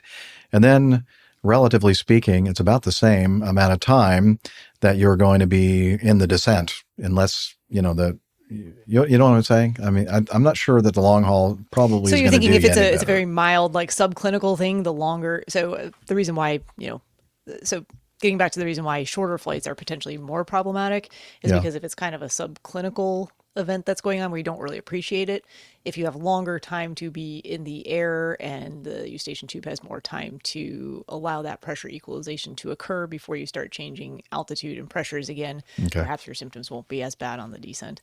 But yeah, typically, I mean, just speaking from personal experience, whenever it happens to me, the first symptoms are always in the descent and not the initial climb. And I have to say that I have to agree with the doctor there. That's exactly what I was going to say. It was probably, even though you thought you were perfect as far as stuff going on in your sinuses and, is a subclinical, is that like the clinic that is below the regular clinic? Yes, In the it's basement. Okay. It's In the basement? Okay. subway in the basement. I It's see. a little shadier, a little darker. It's the clinic okay. in the submarine. Less windows. Fewer windows. Oh, yeah, it could be the clinic in the submarine. Yeah, good point, There you Liz. go. But I will Um, say, the more you are doing a lot of rapid altitude pressure changes, the better your ears do get at it. So this is exactly the type of, I'm not, flying in fighter jets, but we're doing 15-minute round trips from basically pretty close to sea level, 14,000 feet back down, multiple times a day. So I've definitely noticed that my ears have gotten better at doing that over the years. My ears were pros because I was flying the T-37 as a student and an instructor pilot, and that's not pressurized. And we were going up to 25,000 feet and doing spins and spin recoveries, dropping from 25,000 feet down to 15 or even lower, and then climbing back up and doing it again. So you're going through a lot of altitude changes very, very quickly in those jets. You said the T-34 is not pressurized? No, the T-37. T-37. Oh, the tweet. Okay. Yeah, the tweet wasn't. I don't think the T-34 was pressurized either. There's a lot of fighters that are pressurized. That's true. Yeah. I'm just saying my experience. More than less, but yeah. I think So obviously T-30. the aircraft. Oh, sorry, go ahead. The T-38 was pressurized, but T-37 was not. That's what I was thinking was T-38. I don't know why I said T-34. Yes, a Bonanza is not pressurized. Weird. Yeah. Weird. Yeah, our caravan's not pressurized, but interestingly for me, it always seems to be coming through like 3,500 feet on the descent is where if I'm going to have a problem, that's where it presents itself. And I don't know exactly the specifics on that. That might just be unique to me, but yeah. I've been able to do the vas deferens maneuver without having to have a piece of gum or anything like that. I can just kind of like clench my jaw and move it. Valsalva net. Yeah. Valsalva. Yeah, I'm thinking. Yeah, That's a very different thing. And Very we'll just different let thing. that one go. Okay. Anyway, moving on.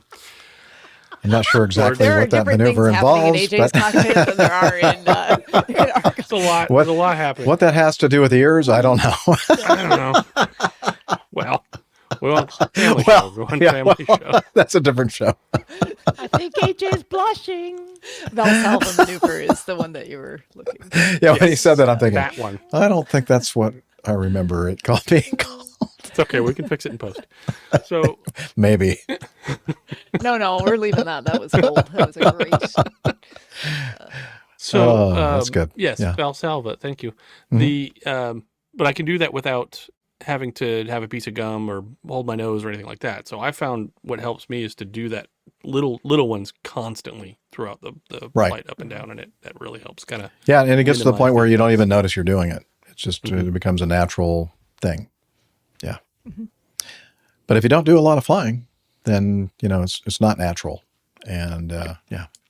And then this can be very, very painful, like Peter said. I mean, to the point of wanting to pass out from the pain and discomfort. No joke. Agreed. Yep. Fortunately, in all the flying that I did, all my military flying and all my airline flying, there was only one time we were descending into Portland, Oregon, and I thought I was fine. I didn't feel like I had congestion or anything. And then it just like something happened in one of the sinus cavities in my upper forehead area, where you call that? Forehead, sure. Above your eyes. And it felt like somebody was taking an ice pick and just like jamming it into my sinus cavity up there. I kind of hoped that somebody would do that to kind of relieve the pain. It was very, very painful. No, the worst one I had was as a passenger on a flight. And again, in the descent, it was like somewhere just above, there was some sort of maxillary sinus just above my tooth. And it felt like one of my teeth was going to explode in my, it was You're not like, pleasant. Somebody give me some pliers. I got to pull this thing out. Yeah, I was going to, right. And my tooth was fine. It wasn't actually a tooth problem. That's just where the pain referred to from the maxillary sinus. Interesting. Well, that was a good question. Thank you, Sir Peter, for sending it in. This next piece of feedback from our good friend, APG community member, Hong Kong Nigel, the most prestigious of them all. So he said the title is Rating APG. And so we were talking about on episode 680, he said, listening to 680, you sounded a bit sarcastic about top 100 in the world.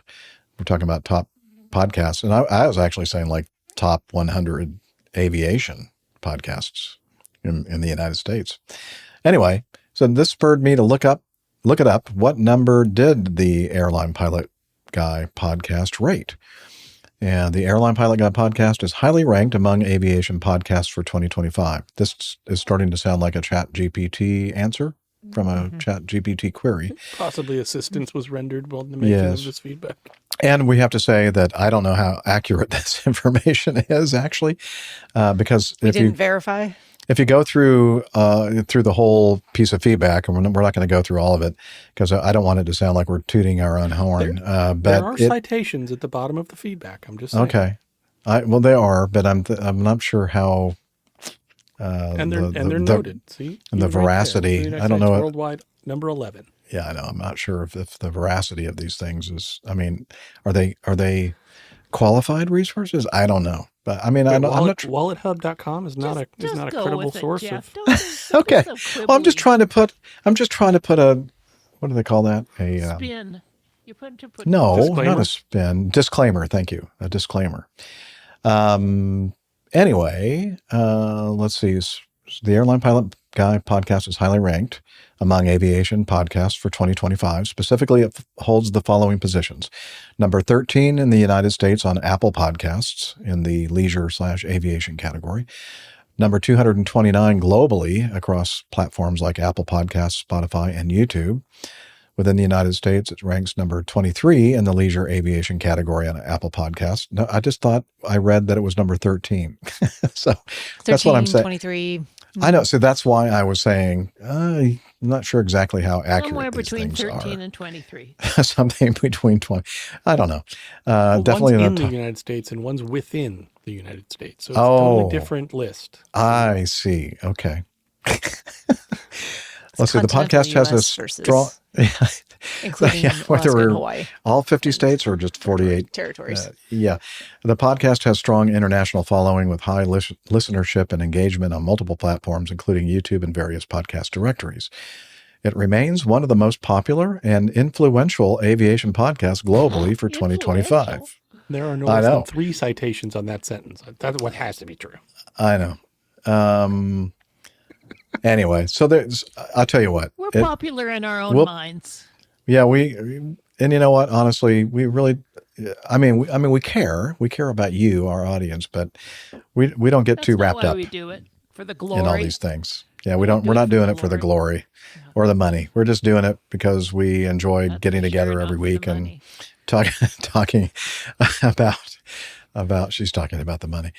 Talking about aviation and beer and shot. I just want the trophy. Okay. Thank you, Nigel. Trophy.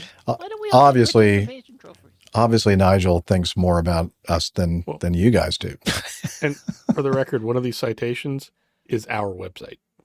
Oh, is it? Well, yeah, number 7. The source, like the OG source.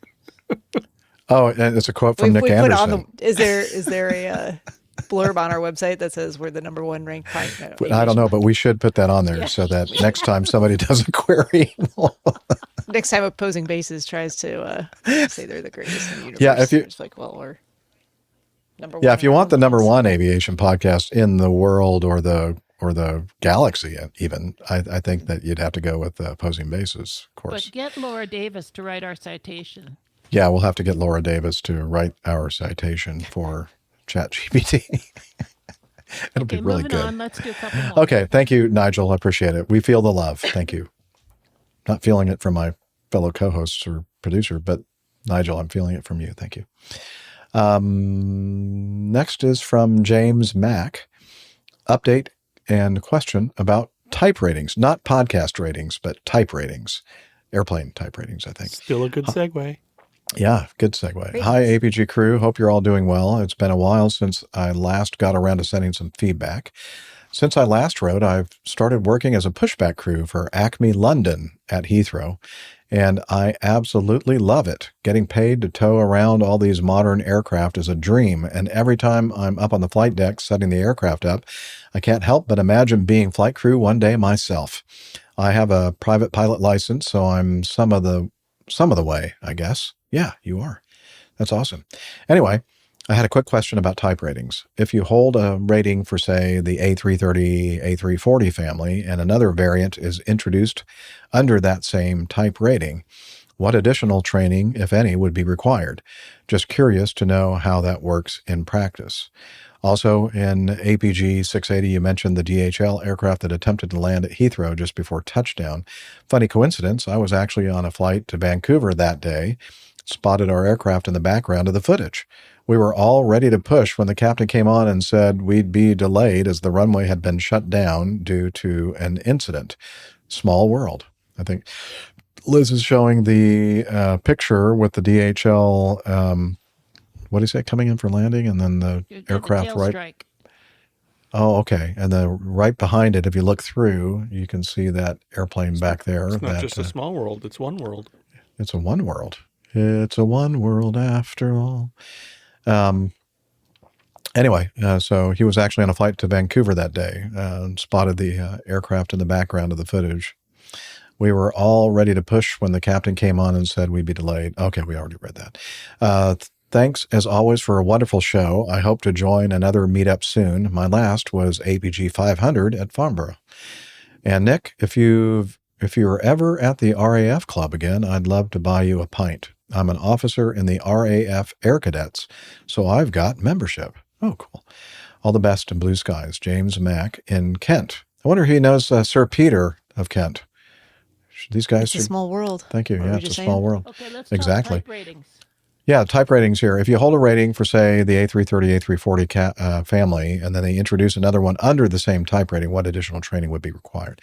I have a little bit of experience with this on the McDonnell Douglas product. When those MD-90s were first introduced for Delta as a launch customer, they were only based at Dallas-Fort Worth. And then while I was had held a type rating on the MD-88, actually the DC-9 is what my type rating is, they decided to go ahead and put the MD-90 at all the crew bases that also had the MD-88 airplanes fleet.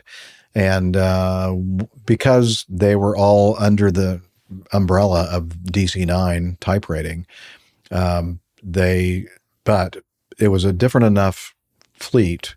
The engines are different. The engines were FADEC, where the MD-88 engines were not. They were, your old-fashioned cable going all the way back to the engines in the back on the tail and in the fuel control. Well, the MD-90 engines were a different engine altogether, and it was FADEC controlled. There were some other differences in the airplane.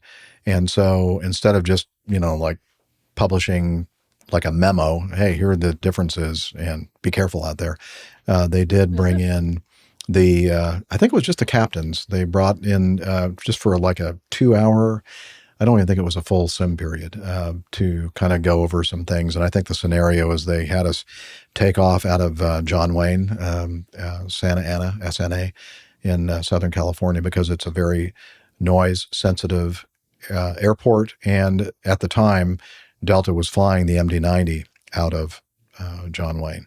And so they thought this would be a perfect way to introduce pilots that have never flown out of John Wayne, the procedure, the special noise abatement procedure that they have there, and at the same time get to understand how the MD-90 works and what the differences are. So that's the way Delta did it. And I think what happens is the FAA with each airline has an assigned, I forgot what the term is called, but we had a representative from the FAA on every airplane in our fleet. And so they kind of monitor, they kind of interact with and communicate with the training department on that particular airplane. And when they're setting up curriculums and syllabi for the training program, they kind of clear it through the FAA, and that's kind of the liaison that they have. And so I think that the airline works with that liaison from the FAA to decide, how are we going to do this? How are we going to implement this? And then if they get the blessing from the FAA representative on that particular fleet, then that's what they do. So I do remember when I was flying the 727, anecdotally, we ended up acquiring some 727s from Pan Am and some 727s from Eastern Airlines. Back then, I don't know, maybe they just couldn't spare taking the air crews offline to go through some kind of a training to show us and explain to us what the differences were. And it was literally just a couple of page document that said, here's what's different. And you're supposed to read that. And then, you could the next day when we're actually, in fact, this happened to us. I was on a trip. In the middle of the trip, we walk out there and we walk in the airplane. It was one of those things where you're like instantly disoriented, like something doesn't feel right. I know this feels like a 727, but something's different. And then you start looking around and you see that the fuel shutoff switches, the start switches, not the start switches themselves, but the fuel shutoff levers are different, because we had like a completely off position and a completely on position. So it was like a 2-position switch, whereas I think it was the Eastern, it could have been the Pan Am, but it was one of the other airlines that we had acquired.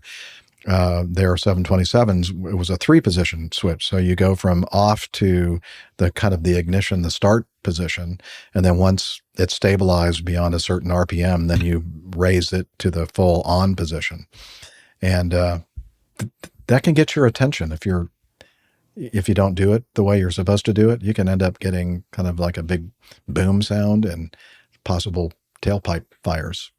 So you've heard. So I've heard. That's a friend of mine told me. Yeah, allegedly.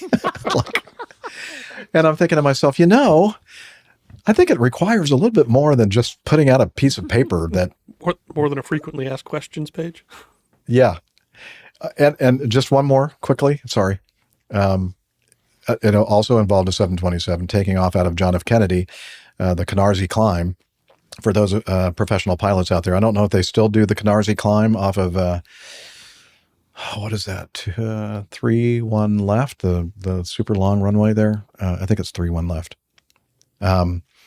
You basically, at least back then, as soon as you get airborne, they expect you to start your turn. I mean, not wait until you're up at 400 feet before you start your turn. You just as soon as you know that you're going to bank the airplane 30 degrees to the left and you're not going to scrape your left wingtip is when they kind of expected you to start your turn. And so it was my leg. We'd flown the airplane up from Miami, I think, and we were at Kennedy. It was my leg now. And we were just in the takeoff. It was like one of those low ceiling days.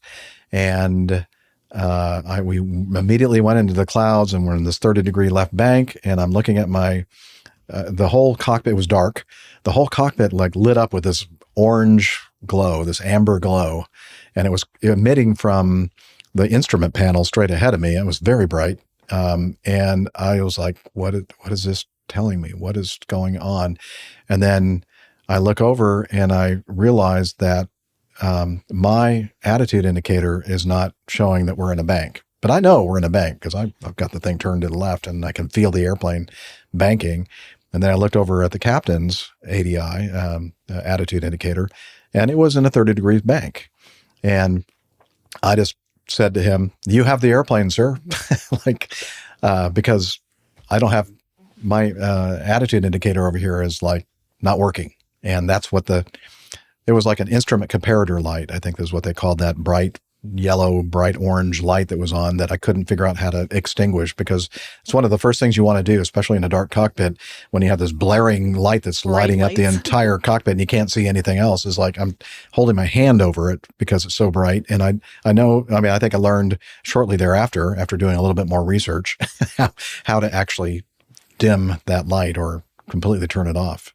I think there's a good reason to have that kind of a warning light, because you could definitely get into trouble if you think that what you're looking at is what the airplane's actually doing, but it's not. Then you need to know. And but I knew it even before that light came on. I knew that what I was looking at on my instrumentation was not what I should be seeing. So yeah, handed over to the captain, and happy ending.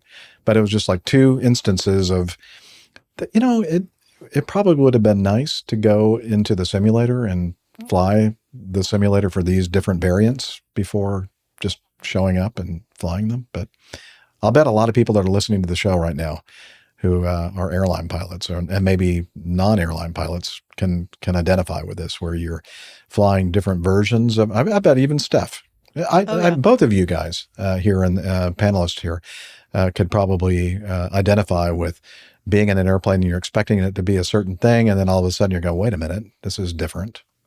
Yep. I didn't know there could be that many configurations for switches in a 182.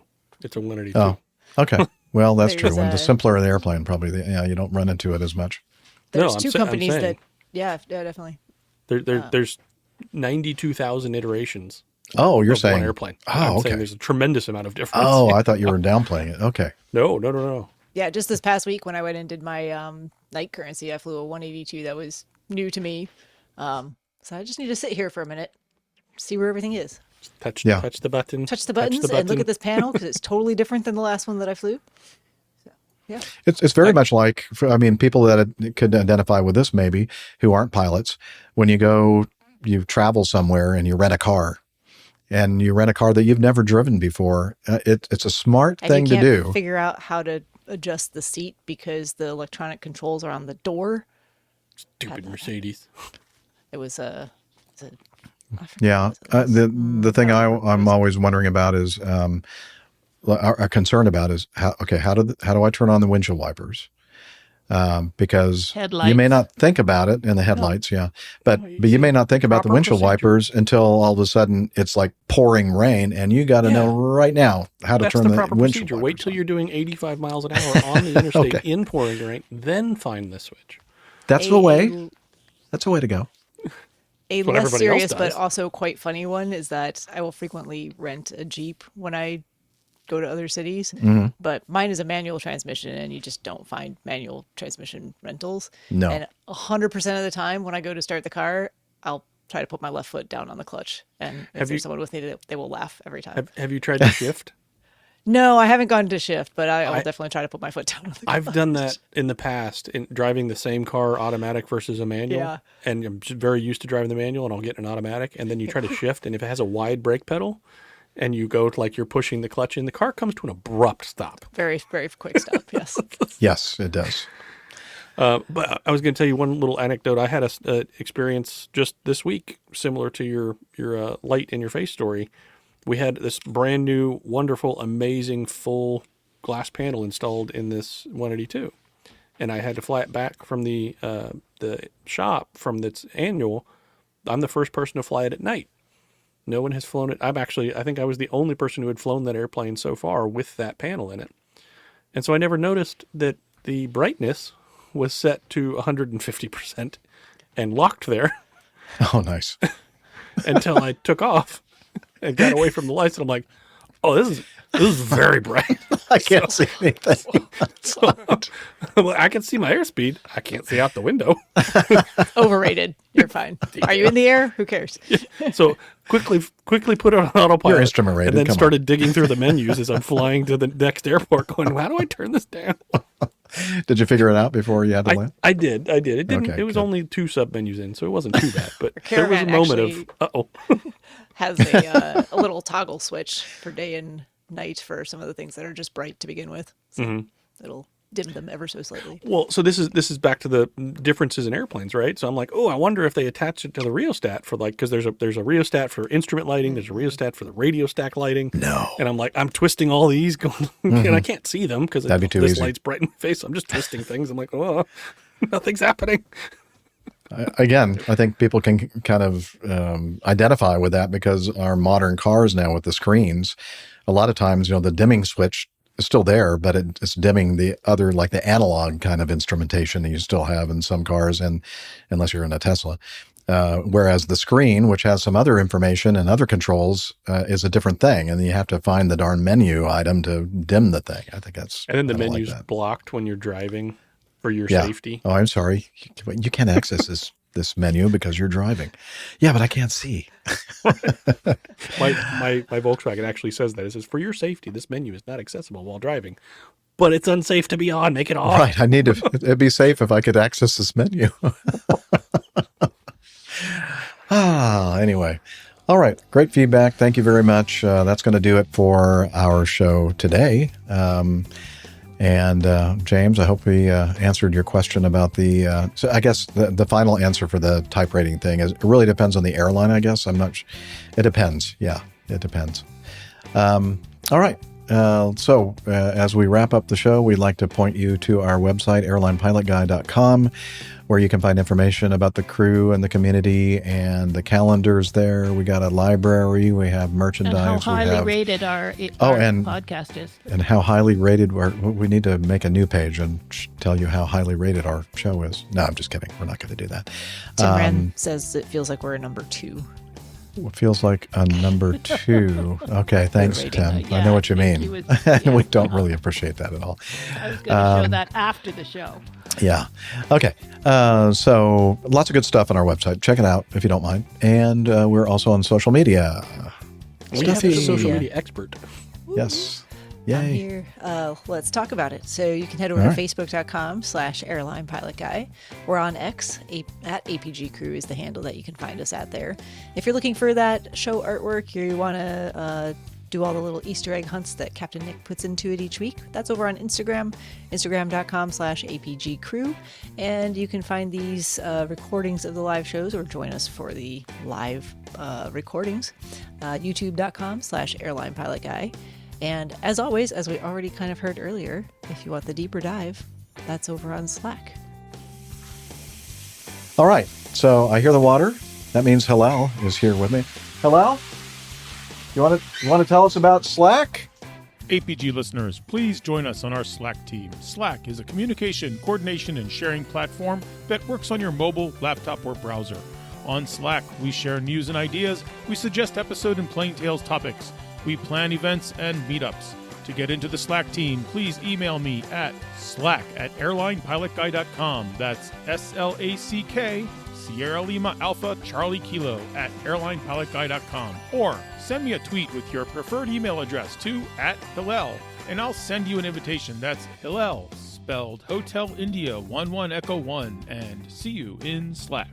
Thanks a lot, Hillel, and I'm sorry I'm not going to be able to see you tomorrow night at the New York City APG unofficial meetup, but hopefully you guys have a good time. And we'd also like to thank our producer, Liz, for all the hard work that she does in the behind the scenes before we record the show, after we record the show, and during the show.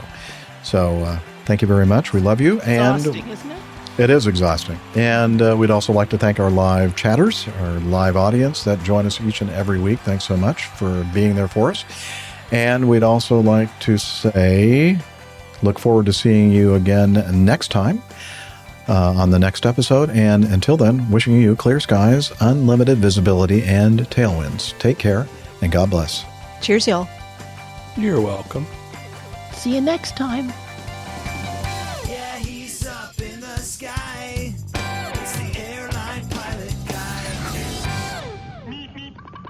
Good day.